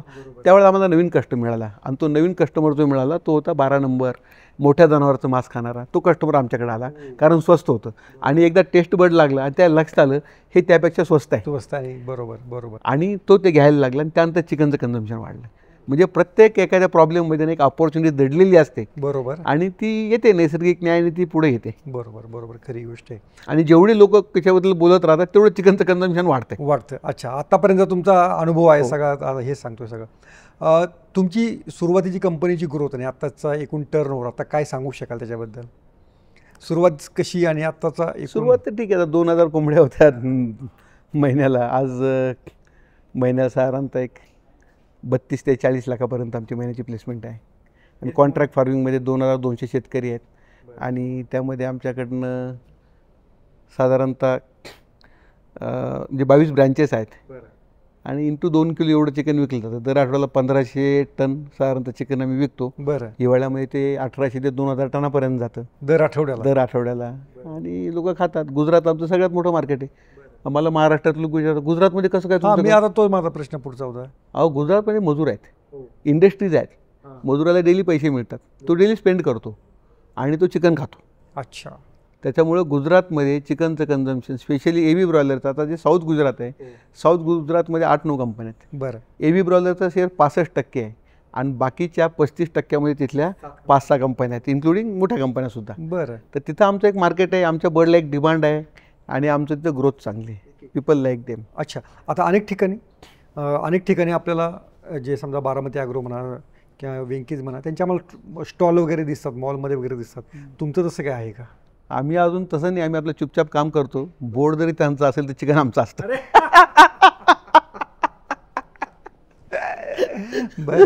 पण बुचर जो आहे ना, बुचरला आमच्या कोंबडीमध्ये 10 रुपयाचा फायदा आहे. बरं. त्याचं कारण असं, कोणाच्याही बर्डपेक्षा समजा एक 2200 ग्रामची कोंबडी किंवा 2.5 किलोची कोंबडी जर कापली, तर तिच्यामध्ये आमच्या कोंबडीत 60 ते 70 ग्राम मटण त्याला जास्त मिळतं. बरं. त्याने 100 पक्षी विकत घेतले तर त्याला एका कोंबडीमागं 60-70 ग्राम, म्हणजे आज 250 रुपये किलो जर विकत असेल तर 25 सखं 150, 15 रुपयाचं त्याला बेनिफिट आहे. त्यातले 2 रुपये तो आम्हाला 4 रुपये जास्त देत असेल एका कोंबडीला, 1-1.5 रुपये म्हटलं. आमच्या कोंबडीचं समजा आज चांदवडवरनं किंवा नाशिकमधनं मुंबईला किंवा सुरतला गेली, बाकी लोकांचं 5% श्रिंकेज येतं, ट्रान्झिट लॉस. बरोबर. आमचा तो 4% येतो. म्हणजे जर त्याने 5 टन माल जर एका गाडीत भरून गेला, तो 5000 किलोमध्ये त्यांचं 250 किलो आलं तर आमचं 200 किलो येतं. हे ट्रेडर्स सांगतात आम्हाला. कशामुळे पण तुम्ही लॉस हा कमी? आमच्या बर्डची क्वालिटी तशी आहे ना, आमचा बर्ड जो आहे त्याचं रिटेन्शन पॉवर चांगली आहे, हे लॉस होत नाही, वॉटर लॉस होत नाही, त्यातनं कमी होतो. वाट एव्हर काय ब्रीड कॅरेक्टरिस्टिक येते, आणि त्यामुळे तो 50 किलो म्हणजे जर 100 रुपयाने म्हटलं तर 5000 रुपयाचं बेनिफिट आहे. त्या 5000 रुपयाचं डिझेल सुटतं. त्याच्यामुळं माझ्याकडे सगळ्यात पहिली बुकिंग आज माझ्या कंपनीत येतं. कोणापेक्षा 1-2 रुपये आम्ही जास्त विकतो, आणि ग्राहकाची पसंती आहे, त्याला 100 कोंबड्या विकून त्याचं घर चालवायचं आहे. तेव्हा त्याला जर ते कोंबडीमागे 10 रुपये दिसले तर 100 कोंबडीत त्याला 1000 रुपये असतात. त्याच्यामुळे तो बुचर आमच्या मागे आहेत. कस्टमर दुसरं चिकन गेलं तर कस्टमर त्याचा ओरडतो की नाही, चिकन में कुछ फरक आ गया. पण कस्टमरसाठी सांगा, जो ग्राहक आहे, जो खातो, त्यानं किती किलोची कोंबडी खाल्ली पाहिजे, आणि काय चव कोणती चांगली असते, आणि त्याचं योग्य वय काय आहे? चव जी आहे ना, खऱ्या अर्थाने आता मी पण एवढ्या वर्षात चिकन खातो, चव आणि टेस्ट ही मसाल्याची असते. बरं. नुसते बॉईल करून कोंबडी खाल्ली तर तिला काही असं वेगळं हे नसतं. चव ही मसाल्याची असते. राईट. आणि साधारणतः एक 2 किलोच्या आसपासची कोंबडी जी नाही टेंडर म्हणता येईल तिला. परंतु आता काय आहे, शॉवरमा नावाचा एक प्रकार आहे जो मुंबईमध्ये पुण्यामध्ये खूप चालला आहे. शवर्मा म्हणजे काय करतात, ते चिकनचं ब्रेस्ट फिलेट जे आहेत ना ते घेतात आणि ते एक तार असते त्या गजामध्ये टाकतात आणि कट करतात. बरोबर. तर त्यांना यील्ड जास्त मिळतं. 2.5 किलोची कोंबडी गेली तर तिच्यामध्ये समजा 74% मिळेल, 2 किलोची गेली तर 72%च मिळेल. मग ते मोठ्यातलं मोठं कोंबडी ते शॉवरमासाठी लागतात ना, कारण तो पीस कट करणं, ते टाकणं, त्याच्यावरती काय टाकून ते देत असतील. तर ते शॉवरमाचं एक वाढलं आहे. आणि लोक आता ना रोट्या भात वगैरे खात नाही. आता जी यंग जनरेशन आहे ना, म्हणजे जसं नुसतं KFC मॅकडॉनल्ड नाही, आता इंडियन व्हर्जन असलेले बरेचसे चिकनच्या डिशेस आल्या. बरं. तुम्ही मटन वगैरे बघितलं तर 2-3च असतील. मटन काय मसाला, मटन करी वगैरे. पण चिकनमध्ये आता खूप जास्त डिशेस आहे. आणि सगळ्यात जास्त डिशेस माझ्या मते मी ज्या खाल्ल्या असतील तर गुजरातमध्ये खाल्ल्या आहेत. बरं. अच्छा, की जे थोडंसं जे नाही, शाकाहारांचं गड समजलं जातो. नाही असं नाही, मुस्लिम पॉप्युलेशन आहे. सुरत आहे, अहमदाबाद आहे, मोठ्या कॉटन टेक्स्टाईल इंडस्ट्री आहे, केमिकल इंडस्ट्री आहे. तिथले जे मजूर आहेत ते खातात आणि गुजरातचे लोक खातात. आता यांची पुढची जनरेशन जी आहे गुजरातची, आता US ला वगैरे बरेच लोक आहेत, जाऊन आलेले आहेत, शिकलेले आहेत. हे पोरं तिकडे गेल्यानंतर काय करतात, खातातच. त्याच्यामुळे आता गुजरातमध्ये चिकन खात नाहीत हा गैरसमज आहे. माझ्या टोटल प्रोडक्शनच्या 50%हून जास्त कोंबड्या गुजरातला विकल्या जातात. माझा मालेगाव, साक्री, नंदुरबार, इकडं कळवण, दिंडोरी, नाशिक हा बराचसा माल माझा गुजरातला जातो. आणि चिखली आहे, नवसारी आहे, माझ्या तिकडच्या वलसाड आहे, कोसंबा, सुरत आहे, ह्या ब्रँचेस सगळ्या गुजरातमध्ये सप्लाय करतो आम्ही. एक पोल्ट्री व्यवसायाबद्दल नेहमी घेतला जाणारा आक्षेप, तुम्ही म्हणता त्याला काय आम्ही उत्तर देत नाही, तर ते म्हणजे तुम्ही फार ते अँटीबायोटिक्स आणि फार ते त्याच्यामध्ये औषधं वापरतात आणि आणखीन काय स्टिरॉइड्स वापरतात, त्याच्यामुळं ते माणसांमध्ये येतात, माणसांना मग त्याचा त्रास होतो. आता ह्या आरोपाकडं व्हॉट्सअप ज्ञान समजा, पण त्याच्याबद्दल तुम्ही काय सांगाल? हे बघा, आता वेगळा विषय स्टिरॉइडचा विषय घेतला. स्टिरॉइड हे इतके कॉस्टली आहेत की स्टिरॉइड देणं म्हणजे ते 4 आण्याची कोंबडी आणि जे 3 आण्याची कोंबडी 13 आण्याचा मसाला असं होईल. ते त्याच्यामुळे ते स्टिरॉइड वगैरेचा वापर तर काय होत नाही. अँटीबायोटिक ग्रोथ प्रमोटर जे आहेत जी ह्युमन कन्झम्पशनमध्ये वापरली जात नाही, असे काही अँटीबायोटिक पोल्ट्रीमध्ये वापरले जातात ट्रीटमेंटसाठी. तर आज तसा जर विचार केला ना, आपण जर रेशिड्यू लेवल काढल्या, भाजीपाल्यामध्ये स्प्रे होतो कीटकनाशकांचा, त्याशिवाय भाज्याच तयार होत नाही. बरोबर. कोणी जर म्हणत असेल की मी विदाऊट कीटकनाशक भाजी तयार केली, कोबी, फ्लावर, ढोबळी मिरची ग्रीन हाऊसमधले, आज स्प्रे होतो आणि ते येते. परंतु आपल्याकडं कुठे त्याला रेग्युलेशन नाही. माझं तर मत आहे की ह्या सगळ्या फूडला जे आहे ना, फूड सेफ्टी, आज जपानचं जे लाईफ आहे, जपानमध्ये आज 87 वर्ष माणसाचं ॲव्हरेज लाईफ आहे. बरोबर. आणि मी म्हणजे भेटतात लोक, त्यांच्या गव्हर्नमेंटचं व्हिजन असं आहे की दरवर्षी 4 महिन्याने माणसाचं आयुष्य वाढवायचं आहे त्यांना. आज 110-115 वर्षाचे लोक आहेत आणि कदाचित 2050मध्ये त्यांच्याकडं 100 वर्ष एवढं माणसाचं सरासरी आयुर्मान असेल आणि काही लोक 120 वर्ष 25 वर्ष जगणार. हे कशामुळे आहे? एन्व्हायरमेंट आहे, पोल्युशन नाही कमी, आणि दुसरं म्हणजे न्यूट्रिशन. जपानमध्ये जर कोणी काही भेसळ केली ना तर त्याला सर्वात जास्त शिक्षा आहे, करूच शकत नाही. दुसरं काय, पॅट्रॉटिक लोक आहे. Japanese people are patriotic. ज्या अमेरिकेने त्यांच्यावरती बॉम्ब टाकून सगळं संपवलं होतं, त्या अमेरिकेच्या रस्त्यावर त्यांच्या 60% गाड्या आहेत आज, कारण पॅट्रॉटिझम. आणि डिसिप्लिन्ड आहेत, रस्त्यावर कोणी थुंकता दिसणार नाही. आपल्याकडे लोकांना सिविक सेन्स नाही, थुंकतात रस्त्यावरतीच, खेटून चालतात, मागणं धक्के मारतात बसमध्ये चढताना. तिथं व्हेरी डिसिप्लिन. गाडी चालवताना कमीत कमी पुढच्या गाडीचे टायर असले एवढं अंतर असतानाच गाडी चालवतील, कधी अपघात होणार नाही. आपल्याकडे गाड्यांमधून पिचकाऱ्या मारतात, म्हणजे व्हॉटेवर. तर जपानचं जे लाईफ आहे ना, तसं एक व्हिजनरी आपल्याकडे पाहिजे की हेल्थ केअरच्या बाबतीमध्ये. आणि फूडमध्ये सेफ्टी हा विषय आपल्याकडे कागदावरती आहे, सेफ फूड नाही आहे. आज कुठंतरी कुठलाही सर्वे केला तुमच्या लक्षात येईल की पेस्टिसायडल रेसिड्यू आहेत व्हेजिटेबल्समध्ये. त्याचबरोबर किचन बघितलं तर किचनमध्ये इकोलाई आहे, साल्मोनेला आहे, बरेचसे किचन साफ नाहीत. फूड रस्त्यावर जे काही व्हेंडर्स विकलं जातं त्याच्यावरती त्याच तेलामध्ये वडे घातले जातात. तर त्या सगळ्या पुढं हा येण्याचे गौण प्रश्न आहे. बरोबर. ओके. दुसरा एक मुद्दा की अनेक गावांमध्ये पोल्ट्री फार्म्स वगैरे असतात, त्यांच्या त्या पोल्ट्री फार्म्समुळं प्रदूषण होतं किंवा त्याचा वास असतो, त्याचं विल्हेवाट नंतर त्या कचऱ्याची लावली जात नाही. तर याच्यावर काही तुम्ही उपाययोजना काय शोधलेल्या आहे का, किंवा तुमच्या असोसिएशनचं काही? असोसिएशनतर्फे आम्ही सगळे आमचे जे काही मेंबर्स आहेत त्यांना सांगितलं की प्रत्येक फार्मवरती एक डिस्पोजल पीट पाहिजे. म्हणजे कॉन्क्रीटचा एक असा खड्डा करायचा, जसं आपला सोकपीट असतो बिल्डिंगमधला, तसा एक सोकपीट करायचा. त्यामुळे ते मेलेल्या कोंबड्या टाकायच्या, त्यात थोडंसं युरिया वगैरे टाकलं की ते डिकम्पोज होऊन जातं. आणि नंतर मग तो काहीतरी वर्षातून 2 वर्षांनी तो खड्डा साफ करायचा. किंवा इतकं हे होतं की 5-5 वर्षाला काही काढायची गरज पडत नाही. तर तशा पद्धतीचे डिकम्पोजिंग पीठ हे प्रत्येक फार्मला असतात. काही ठिकाणी बायोगॅस आहेत. आमच्या फार्मवरती ब्रीडर फार्मला बायोगॅस आहेत. जे काही आमची पोल्ट्रीची विष्ठा असते ही डायरेक्ट कन्व्हेअरने त्यात जाते, तिथनं उचलून पाईपलाईनने बायोगॅसमध्ये जाते. आणि बायोगॅसवरती तो गॅस जो तयार होतो तो आमच्याकडे बॉयलरला वापरला जातो जाळण्यासाठी. त्यातनं आम्ही वाफ तयार करतो खाद्य शिजवण्यासाठी. नंतर जी स्लरी आहे तिच्यावरती आमचा सगळा द्राक्षबाग त्याच्यावरती चालतो. बरं. आणि आम्ही शेतकऱ्यांना पण देतो, ते खत पण देतो आणि स्लरी पण देतो. ओके. त्या खताला काही वास वगैरे येतो किंवा असं कसं? जेव्हा ती स्लरी निघते स्लरीला नसतो काही, तिचं ऑलरेडी सगळं फर्मेंटेशन झालेलं असतं, त्यातनं नाही निघत काही. कारण ते अनारोबिक फर्मेंटेशन आहे, क्लोज लूपमध्ये असतं, त्यामुळे त्यातनं काही वास वगैरे येत नाही बाहेर. जो काही मिथेन निघतो तो डायरेक्ट जाळायला जातो. अच्छा, त्यामुळे ते काही वासाचा काही म्हणजे प्रत्येक पोल्ट्रीला समजा कोणी असं एक मोठ्या कॅपॅसिटीला छोटा बायोगॅस जर केला, जसं आपलं शेणखत आपण टाकतो तसं बायोगॅस केलं तर ते खत किंवा जे काही वेस्टेज असेल त्यात मॉर्टलिटी असेल त्यात जाऊन आणि ती डिकम्पोज होऊन त्यातनं खत निघू शकते. ओके. आणखी एक आक्षेपाबद्दल फक्त विचारतो की पक्ष्यांना असं वाढवण्यासाठी म्हणजे तो 40 दिवसात तयार व्हायला पाहिजे, 45 दिवसात तयार व्हायला पाहिजे, हे आर्टिफिशियल वगैरे आहे. आणि मग तुम्ही त्यासाठी त्याला बळजबरीनं खाऊ घालता आणि त्यामुळे पण काही हे होऊ शकतात, काही माणसाला काही आजार विकार होऊ शकतात. तर त्याबद्दलचं तुमचं मत काय आहे? असं नाही, हा प्युअरली जो आहे ना जेनेटिक सिलेक्शनचा प्रोग्राम आहे. आणि न्यूट्रिशन आणि जेनेटिक सिलेक्शन आणि हाऊसिंग 3 गोष्टी आहेत पोल्ट्री वाढवताना. एक एन्व्हायरमेंट, बरं, म्हणजे हाऊसिंग कंडिशन ज्या आहेत त्या, न्यूट्रिशन आणि दुसरं जीन पूल. बरं. आपल्याकडे पूर्वी त्या मदनपल्ली किंवा गावठी टमाटो होत्या. त्या टोमॅटो त्याला काही आधार लागायचा नाही, त्या त्यांच्या स्वतःच्या बळावरती त्या उभ्या राहायच्या आणि त्या 3 क्विंटल 4 क्विंटल वगैरे उत्पन्न यायचं. बरं. आत्ता ज्या नवीन हायब्रिड व्हरायटी आल्यात याच्यामधनं तुम्हाला त्या 6-6 महिने त्याचं हार्वेस्टिंग करतो आपण. बरोबर. आणि त्याचं उत्पन्न त्यापेक्षा आज काहीतरी पट आहे, 10 पट 15 पट वगैरे. ढोबळी मिरचं पण 10-10 पट आज उत्पन्न निघते. हे सगळं बिकॉज ऑफ हायब्रिडायझेशन, त्याचं न्यूट्रिशन, त्याला ड्रीप देतो. सेम परिस्थिती कोंबडीमध्ये पण आहे की आपण तिच्यामध्ये कोंबडीला चांगलं न्यूट्रिशन देतो, चांगलं एन्व्हायरमेंट देतो आणि त्या एन्व्हायरमेंटमुळं त्याची ग्रोथ चांगली होते. बरोबर. आणि सिलेक्शन जर 1957 सालचं जर आपण बघितलं, जेव्हा या सगळं ब्रीडिंग प्रोग्राम सुरू झाला त्या काळामध्ये 1200 ग्रॅम वजन यायला 70 ते 80 दिवस लागत होते. बरं.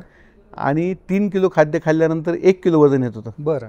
आत्ता 1 किलो 400 ग्रॅम खाल्ल्यानंतर 1 किलो वजन येतं. आणि 1 किलो वजन येण्यासाठी किंवा 1200 ग्रॅम वजन येण्यासाठी 22 ते 24 दिवस लागतात. हा सगळ्या जेनेटिक सिलेक्शनचा आहे. प्रत्येक वर्षी कोंबडी समजा 2 किलोची असेल, प्रत्येक वर्षी ती 0.57 डेने लवकर तयार होते. आणि प्रत्येक वर्षी ती म्हणजे 0.04 एवढ्या FCRचा कमी येतो. म्हणजे दरवर्षी ती 30-40 ग्रॅम फीड वाचवते तेवढ्याच वजनासाठी. आणि दरवर्षी ती 1 दिवस लवकर वजन, अर्धा दिवस, म्हणजे 3 वर्षामध्ये साधारणतः 1 दिवस, 2 वर्षात कधी कधी 1 दिवस वजन लवकर येतं 2 किलोचं. त्यामुळे हा सगळ्या जेनेटिक सिलेक्शनचा आहे, हे रिसर्च अँड डेव्हलपमेंटचा आहे. याच्यामध्ये काही स्टेरॉइड देतात, हे घालतात, ती लवकर येण्यासाठी इंजेक्शन करतात, असं काही नसतं. परंतु जेव्हा कधी कधी काय होतं, we want to treat the flock, आज तुम्हाला मरणच आहे, वाचवायचं आहे, तर त्यावेळेला इंजेक्ट करतात. जर समजा एखादं इन्फेक्शन आणण्याची सुरुवात झाली, 10 कोंबड्या किंवा 50 कोंबड्या त्या बॅचमधल्या मेल्या, उरलेल्या 2.5 वाचवायच्या आहेत ना, मग त्यांना अँटीबायोटिक द्यायला लागतं किंवा त्याच्या आधी फास्ट करायचं असेल त्यांना इंजेक्ट करायला लागतं. मग त्याला आपण काही अँटीबायोटिक इंजेक्टही करतो. आणि एक साधारणतः म्हणजे त्या बर्डचा जीव वाचवण्यासाठी, जसं माणसाला जगण्याचा अधिकार आहे ट्रीटमेंट घेऊन, वेगवेगळ्या प्रकारचे केमिकल घेऊन, तसं कोंबड्यांना पण जीव जगायसाठी आम्ही तो अधिकाराचा वापर करतो. तुम्ही एका मुलाखतीत असं म्हटलं होतं की माझा कोंबडीवरती जीव आहे आणि तुम्हीच कोंबड्याचे मोठे काय व्यापारी आहात, तर हे विसंगती किंवा कॉन्ट्रडिक्शन नाही काय? त्याच्याबद्दल थोडं क्लॅरिफाय करा. जीव तर प्लांटला पण आहे साहेब, टोमॅटोला प्लांट आहे, गाईला पण जीव आहे नाही काय, टोमॅटोला पण जीव आहे, सगळ्या भाजीपाल्याला जीव आहे, ते पण सजीव आहेत. आणि गाय पण आहे, तर गाईचं दूध काढतो आपण, तो गाय दूध देते. गाय मी तर बघितलं नाही आपोआप दूध देते कधी, गाईचं दूध काढायला लागतं. आणि त्यासाठी आपण सगळ्यात अमानवीय कार्यक्रम करतो, तो म्हणजे तिचं वासरूच्या तोंडासमोर नेतो, त्या वासराला बघून तिला पाना फुटतो, हां, वासरू जवळ नेऊन तिला पाचतो, ती दूध सोडते आणि त्या वासराला बाजूला करतो आणि ते सरसर दूध काढून घेतो. मग हे सुद्धा तेवढंच अमानवी आहे. आणि ह्या ब्रॉयलरचं लाईफ आहे ना, याचं जीवनच 40-50 दिवसाचं लाईफ आहे. 40-50 दिवसानंतर त्याचं लाईफ संपतंच आपोआपच नाही का. जसं एखादं झाड फुलं आलं त्याचं लाईफ सायकलच बरोबर. पण त्याचबरोबर तुम्ही हा नाही विचार करत की मी दररोज 1.5 लाख पक्ष्यांना जीवन देतो, दररोज मी 1.5 लाख पक्षी जन्माला घालतो. त्यामुळे लाईफ सायकल लाईफ आम्ही देतो ना, ब्रीड करतो, ब्रीडिंग करतो, लोकांना खाऊ घालतो. आज जर कोंबड्यांचं 4 दिवस जर कोंबड्या विकणं बंद केलं ना, भारतातले सगळे मासे, बकरे, अमकं तमकं सगळं संपून जाईल. बरोबर. मुंबईला दररोज 3,000 टन कोंबड्या लागतात. किती? 3,000 टन मुंबईला. मुंबई, नवी मुंबई, ठाणे आणि हे सगळं पकडलं ना तर 4-4.5 टनापर्यंत जातं दिवसाला. परंतु काय, हा सगळा रात्रीचा खेळ चालू असतो. त्यामुळे लोकांच्या कोंबड्या रिकाम्या गाड्या दिवसा येतात पण रात्री सगळ्या भरून जातात. त्यामुळे कोणाच्या लक्षात येत नाही. सकाळी 6च्या मार्केटला पोहोचतात, 7 वाजताच्यावर सल्ला मारायला सुरुवात होतो, त्या दिवशी संपून जातात, दुसऱ्या दिवशी परत गाड्या येतात. फक्त सगळ्यात महत्त्वाचं तुम्हाला एक सांगावंसं वाटतं मला की मुंबई महापालिकेसारख्या ठिकाणी इथं दिवसाला ह्या ज्या काही समजा 3-4 कोंबड्या 3-4 टन जातात, यातलं 40% तर कचरा आहे. बरं. पिसं आहेत, हाडं आहेत, त्याचं तोंड आहे, मधलं हे आहे, हे सगळं ते उचलतात आणि डम्पिंग ग्राउंड आणून टाकतात. बरं. जर मुंबईमध्ये जसं दिल्लीमध्ये केलं त्यांनी, दिल्लीमध्ये लाईव्ह बर्ड अलाउड नाही आहे. बरोबर. त्यामुळे तर कचरा पण तेवढा तयार होत नाही. हा तयार होणारा कचरा हा जर कमी करायचा असेल फेज वाईज, ठीक आहे ना, पुढच्या 5 वर्षात 10 वर्षात, तर त्याला स्लॉटर हाऊससाठी गव्हर्नमेंटने प्रमोट करायला पाहिजे आणि प्रोसेस झालेलं चिकन तिकडे गेलं पाहिजे. बरोबर. जे काही बोन्स असतील, ब्लड असेल, हे सगळं सायंटिफिकली प्रोसेस करून त्याचं खत, त्याचा फार्मामध्ये वापर, ब्लडचा फार्मास्युटिकलमध्ये मोठा वापर होतो ब्लडचा, तो करता आला पाहिजे. बोन्स आहेत आणि बाकीचे जे काही ऑफल आहेत त्याला प्रोसेसिंग प्लांटसाठी ना गव्हर्नमेंटने हे करायला पाहिजे. अदरवाईज जर बर्ड फ्लूमध्ये कुठं काही डेथ झाली, आजपर्यंत ह्युमन डेथ इंडियामध्ये रजिस्टर झाले नाही आहेत बर्ड फ्लूमुळं. परंतु झाल्या तर सडनली पब्लिकच्या प्रेशरमुळं कदाचित लाईव्ह कोंबड्या नेणं बंद करायला लागेल. बरोबर. पण त्यासाठी आपण प्रिपेअर नाही आहे. दिल्लीमध्ये जेव्हा एशियन गेम होणार होते तेव्हा पहिली टर्म होती की live animal should not be slaughtered inside the town. मग त्यांनी गावाच्या बाहेर शहादरा किंवा मार्केटमध्ये तिथं स्लॉटरिंग केलं आणि मग स्लॉटर केलेलं बर्ड्स गावात घेऊन जातात. आजही मोठे जनावर मुंबई महापालिका काय करते, देवनारला कट करतात आणि त्यातलं मीठ फक्त घेऊन जातात तिकडं. तर तसं काहीतरी करायला पाहिजे, व्हायला पाहिजे. प्रोसेसिंग प्लांटला आपल्याला कस्टमरने पण आता ना जसं वाढत चाललं आता प्रोसेस चिकनचं ते वाढेल. It will take time, it will take its own हे. बरोबर, खरी गोष्ट आहे. तुम्ही बिझनेस करताना तुमच्यासमोर कोणते उद्योगपती किंवा कोणते उद्योजक डोळ्यासमोर होते की थोडंसं त्यांची काही तत्त्व, त्यांचे काही प्रिन्सिपल्स आपण अंमलात आणावेत? रतन टाटा. का? व्हॅल्यू, कोर व्हॅल्यूज आहेत. ऑनेस्टी, इंटिग्रिटी सगळ्यात महत्त्वाचं आहे. अच्छा. मग त्यांचा कधी संबंध आला त्यांच्याशी भेटण्याचा, बोलण्याचा? असं जवळनं बघितलं आहे त्यांना मी. एकदा मी ताज हॉटेलला थांबलो होतो आणि त्यांनी तेव्हा ताज दीपम नावाचा महोत्सव सुरू केला होता आणि नादिर गोदरेज तिथं मला भेटले. त्यांची माझी ओळख होती कारण गोदरेज पण पोल्ट्रीमध्ये आहेत. त्यांनी एक डिलिव्हर केलं होतं लेक्चर हैदराबादला, की नोट स्पीकर होते. तेव्हा आम्ही संध्याकाळी डिनरला बरोबर होतो, त्यामुळे आय नो हिम. ते आलेले होते आणि मग त्यांच्याशी मी बोलत असताना तिकडे रतन टाटा आले आणि त्यांनी त्यांच्या खांद्यावर हात टाकले आणि ते गेले पुढे. तर तेव्हा ते माझ्याशी बोलतो, तेव्हा मी रतन टाटांना जवळनं बघितलं. ओके. आता ज्यांना स्वतःची पोल्ट्री छोटे टाईप, जशी तुम्ही 2,500 सुरुवात केलेली होती, तशी जर कोणाला टाकायची असेल तर त्यानं काय पालन केलं, सुरुवातीला केलं पाहिजे? म्हणजे तर काय आहे की आज हा सगळं कॉन्ट्रॅक्ट फार्मिंगचं झालं आहे. मोड बदलला आहे. पूर्वी छोटा शेतकरी स्वतः पिल्लं घ्यायचा आणि त्याचं त्या काळात एक्सप्लॉटेशन होत होतं. म्हणजे आम्ही पिल्लं घेत होतो त्यावेळेला 14 रुपयाला पिल्लं होते. फीडवाला त्यात पैसे कमवता. जे वॅक्सिन तेव्हा 54 पैशाला होतं, त्यात आम्हाला काहीतरी 29 पैशाला मिळते. 10-15 वर्षानंतर सुद्धा. कारण त्यावेळेला डिस्ट्रीब्युटर अशी चेंज जास्त होती. आता डायरेक्ट ती कंपनीकडनं आम्ही लाखो डोस घेतो. बरोबर. चिपर बाय डझन जसं आहे, जेवढा जास्त व्हॉल्यूम द्याल तेवढं कमी रेटमध्ये आपल्याला मिळतं. तेव्हा स्वतः आता इंडिव्हिज्युअल फार्मिंग हे खरं फार अवघड होत चाललं आहे दिवसेंदिवस. त्यामुळे कॉन्ट्रॅक्ट फार्मिंग हाच आता पर्याय राहिला आहे आणि कॉन्ट्रॅक्ट फार्मिंगमध्ये ज्या पद्धतीने मास स्केल होतं आहे, सगळं प्रॉफिट सिंगल पॉईंट प्रॉफिट आला आहे. म्हणजे आज सगळं करून शेतकऱ्याला समजा एक 15 रुपये मिळतात एका कोंबडीमागे ॲव्हरेज आणि त्यातले 5-7 रुपये खर्च होतो, 5-7 रुपये त्याला मिळतात बॅच जाऊन. म्हणजे अगदी ॲव्हरेज जरी काढलं तरी मिनिमम तेवढे मिळतात आणि कंपनीला साधारणतः 3-4 रुपयेच मिळतात. वर्षभर सगळं करून टोटल इंटिग्रेटेड व्हॅल्यू करून 5-7 रुपयेच मिळतात. त्याच्यामुळे आता इफिशियन्सीमुळं काय झालं आहे की मॅक्झिमम आता न्यूट्रिशन आहे, त्याचबरोबर परचेस आहे, या सगळ्या गोष्टी कॉमन छोट्या शेतकऱ्याला आजच्या घडीला शक्य नाही. बरं, ओके. त्यामुळे तुमचा सल्ला काय राहील मग? मोठी जर टाकायची तर मोठीच हे करावं लागेल ना मग? टाकायचं तर आजच्या घडीला तरी कॉन्ट्रॅक्ट फार्मिंगशिवाय पर्याय नाही.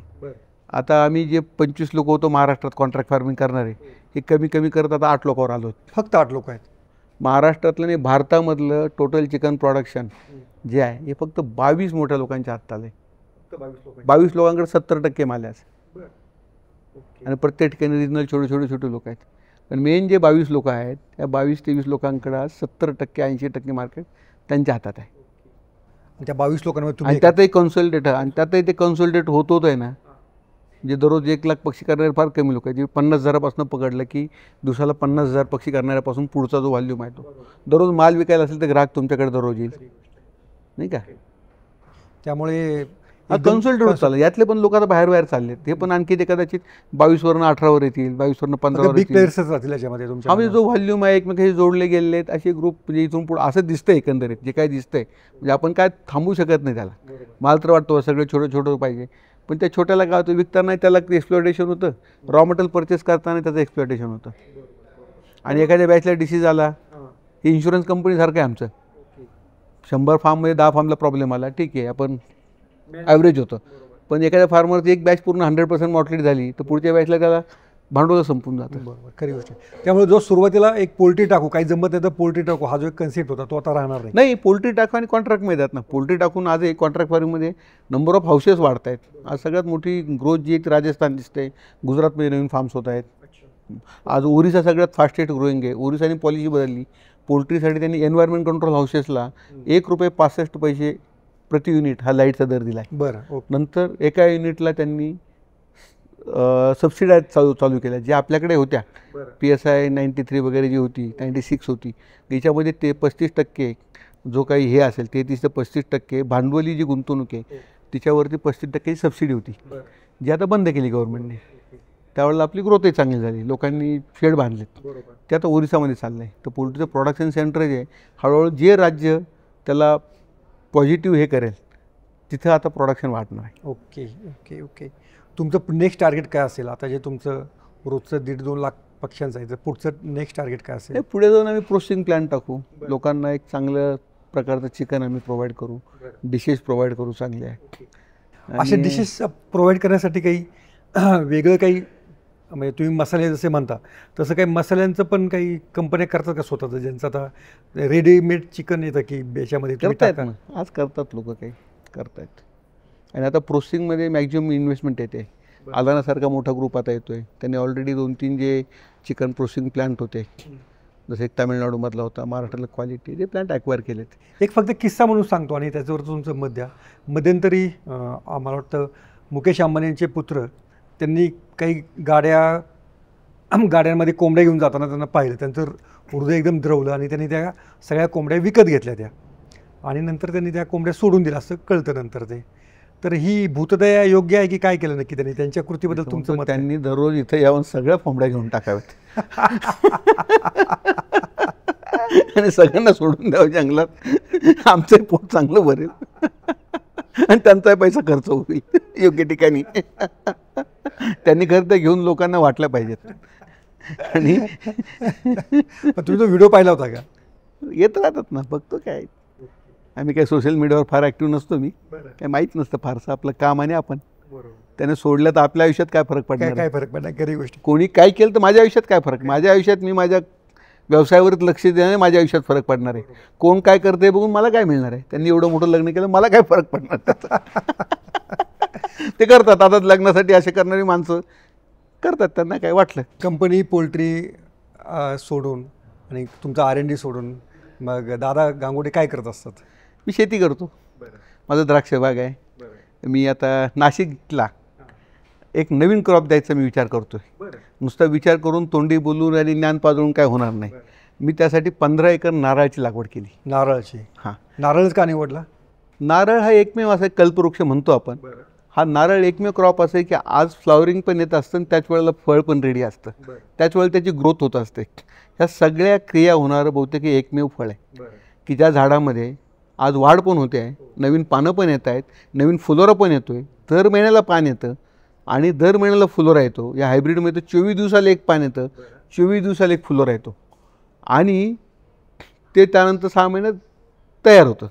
दुसरं ॲज अ ऑर्गॅनिक तुम्ही मला असं 5 नावं सांगा की जे असं ऑर्गॅनिक म्हणून आहे. एक फणस आहे आणि दुसरं जे आहे ते नारळ आहे. आज पेशंटला नारळाचं पाणी या कुठल्याही मेडिसिनपेक्षा चांगलं आहे. प्रत्येक हॉस्पिटलच्या बाहेर तुम्हाला नारळाचा गाडा दिसेल. स्पेशली करोनानंतर जे पूर्वी 40 रुपयाला एक शहाळं मिळायचं त्या 70 रुपयाला मिळतं आहे. हे झालं शहाळ्याचं. नारळामध्ये अल्फा मोनोलॉरिन नावाचा घटक आहे. तो तुमचे जे काही रेस्पिरेटरी डिसीजेस आहेत करोनापासून सगळ्याच ह्या सगळ्यावर तो अँटीव्हायरल आहे आणि त्याच्यावरती आता बऱ्याच युरोपियन कंपन्या मलेशियामधनं इकडनं ते इंडोनेशियामधनं नारळाचं हे घेऊन तो अल्फा मोनोलॉरिन टॅब्लेटमध्ये विकतात. बरं. नारळाचं जे काही तेल आहे म्हणजे याला आपण त्याच्या मागचा खवले जे असतं ते करून त्याचं तेल काढतात. त्या तेलाचा आजचा भाव 400 रुपये किलोच्या साध्या तेलाचा 400 आहे आणि त्याचा जे काही त्याला आपण जे म्हणजे मागची बाजू जी असते त्याला खवले काढून तर त्या तेलाचा भाव आज 2000 रुपये किलो आहे. आणि दुसरं खोबरं आहे म्हणजे एक ऑर्गॅनिक. मला दर आठवड्याला मी 3 नारळ खातो, घरात फोडून ठेवतो. पाणी फ्रीजमध्ये असतं माझ्याकडे.